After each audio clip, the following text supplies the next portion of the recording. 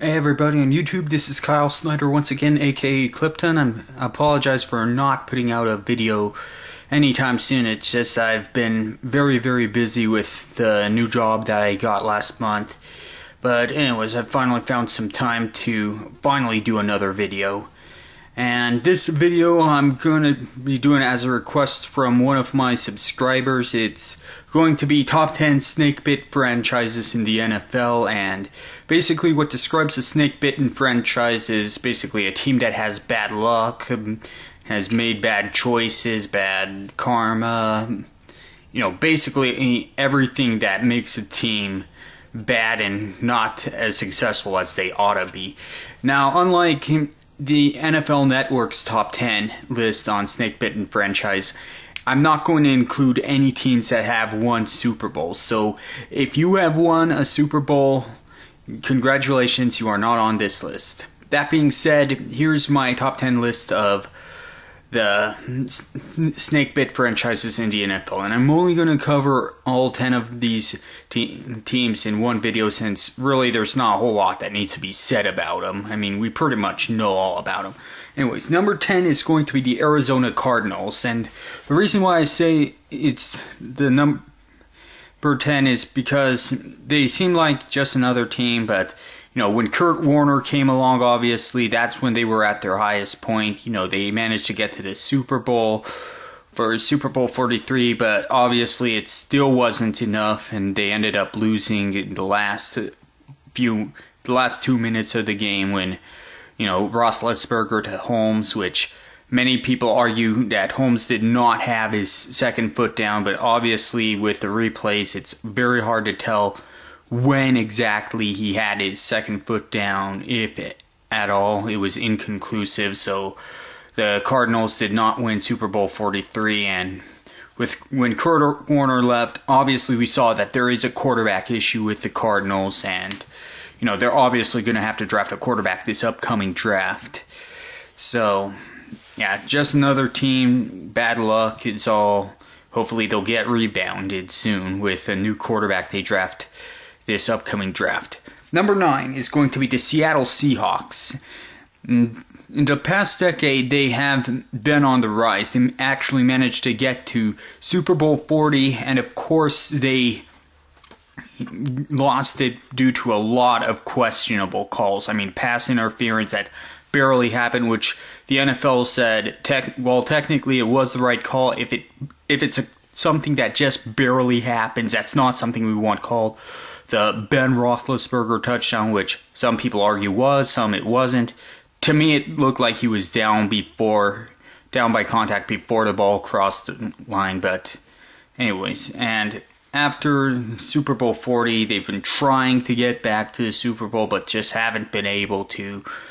And now there's a question as to if they'll be able to sign Matt Hasselbeck again with this whole lockout coming up. Hopefully the judge will do the right thing and block this lockout so that a lot of teams can conduct the business they want to conduct. Obviously they can't right now, but Seahawks are obviously affected by this lockout, as with many other teams. Number 8 is going to be the San Diego Chargers. They have been on the wrong side of many events throughout history. They've been on the wrong end of the Holy Roller, the Breezer Bowl, Steve Young's performance at Super Bowl 29, Ryan Leaf. It's like the list goes on and on as to the unfortunate events that the San Diego Chargers have been through. And they've been trying to get back to the Super Bowl, but have always been falling short. It's like, hopefully this season will be a different story for them. Hopefully they will be able to get back to the AFC Championship and hopefully the Super Bowl for a lot of Chargers fans. Number 7, the Tennessee Titans, formerly known as the Houston Oilers. It all started back when they were the Houston Oilers. Obviously, there was the Mike Renfro catch, which was a touchdown, but because the refs obviously couldn't see that both his feet were in, they had to rule it incomplete. Due to the rule, if there's any question as to whether a pass was complete, intercepted, or incomplete, it's always to be ruled incomplete. They ruled it incomplete because they weren't sure, and replays obviously showed that it was a completed pass, but nevertheless, instant replay was not in at that time. Then, when they became the Tennessee Titans, they had a Cinderella story during the 1999 season.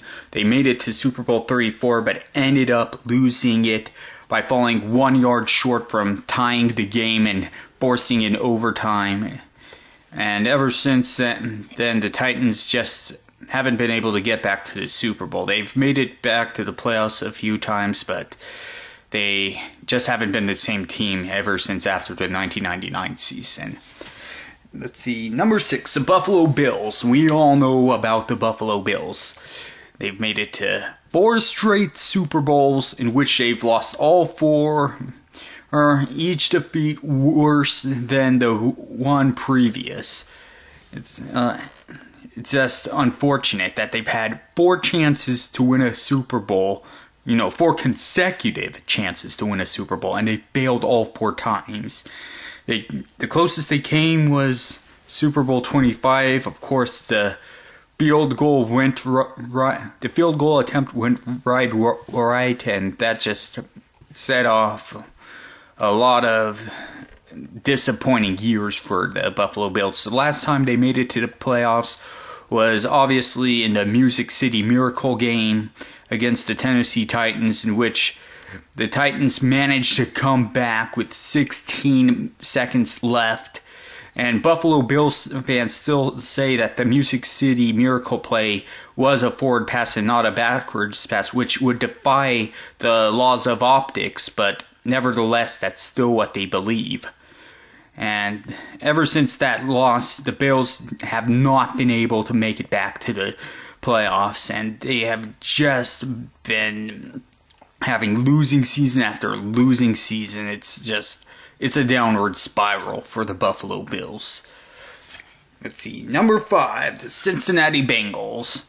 During the 80s, they made it to 2 Super Bowls, but lost both of them to the same team, the San Francisco 49ers, both quarterbacked by Joe Montana. Yeah, not a good way to... It's like when you're in the Super Bowl and the team on the other team you're facing is Joe Montana, you're going to lose. Joe Montana, throughout his career, has never ever lost a Super Bowl. So obviously, they weren't going to win a Super Bowl, well, as long as they had to face the 49ers. During the 90s, it was just losing season after losing season. 14 consecutive losing seasons from 1991 to 2005, I believe. I don't know, someone correct me on that if I'm wrong, but... And obviously, it's gotten to the point where their starting quarterback, Carson Palmer, wants out of the Bengals. And he's even threatened to retire if he doesn't get traded or whatnot. It's just, when your starting quarterback wants out of a team, you know your team is bad. Let's see, number 4, the Philadelphia Eagles. A good team that has never been able to win the big one. And obviously this past decade they have made it to more NFC championship games than any other team that decade. During the 2000s they made it to a whole bunch of NFC championship games, and they've only been able to win one. And the one that they wanted to let them go to the Super Bowl, they ended up losing to the Patriots in Super Bowl 39, I believe it was. Yeah, Super Bowl 39. So, and obviously... It's gotten to the point where there was a quarterback controversy last season, Kevin Kolb or Michael Vick. Ultimately, Michael Vick got the starting job after Kevin Kolb got a concussion. Vick was on fire. Really, it was Michael Vick who helped the Eagles make it to the playoffs. If Kevin Kolb were the starter, the Eagles would not have made it to the playoffs. And now there's a question, are they going to be able to make it to the playoffs again next season, which I believe they will if Michael Vick is the starter. Kevin Kolb, I don't think he's good enough to be a starter, at least not on the Eagles. There are other teams that want Kevin Kolb, but I personally don't see anything good with Kevin Kolb. Let's see, number 3, the Minnesota Vikings. Oh boy, they've made it to so many Super Bowls, 4 Super Bowls, but they've lost all 4 of them badly. It's like, Brett Favre was their starting quarterback the last 2 seasons.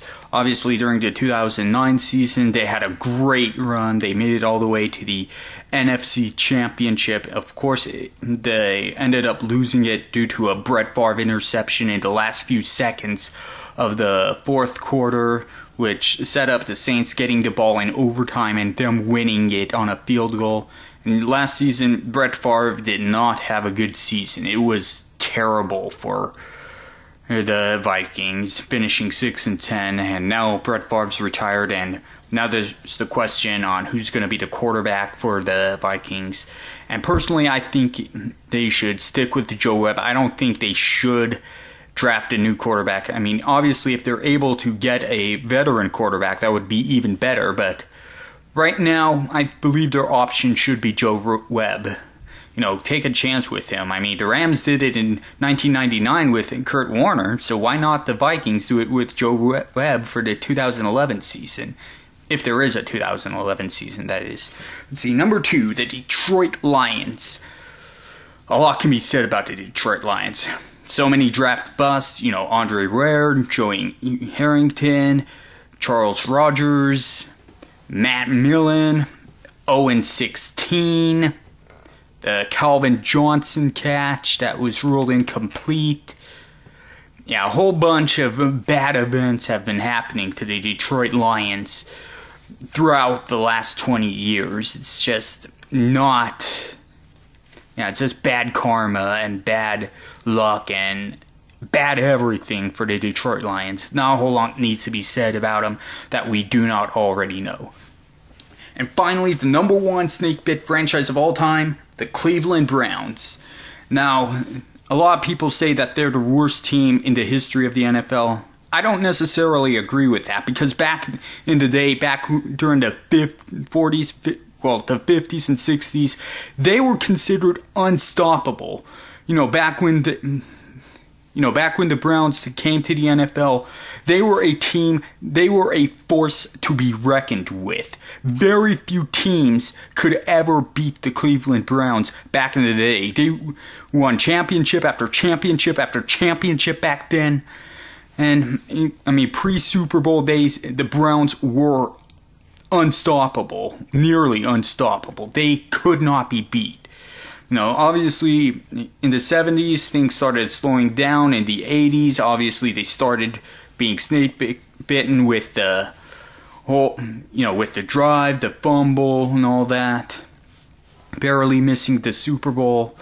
You know, the team got shut down for 3 years. Obviously, they came back in 1999, but they just have not been the same team since before they were, you know, since when they first started, which is very unfortunate, because I do want to see the Cleveland Browns be who they were back in the day, and I do believe that they will be who they were back in the day, and that is an unstoppable force.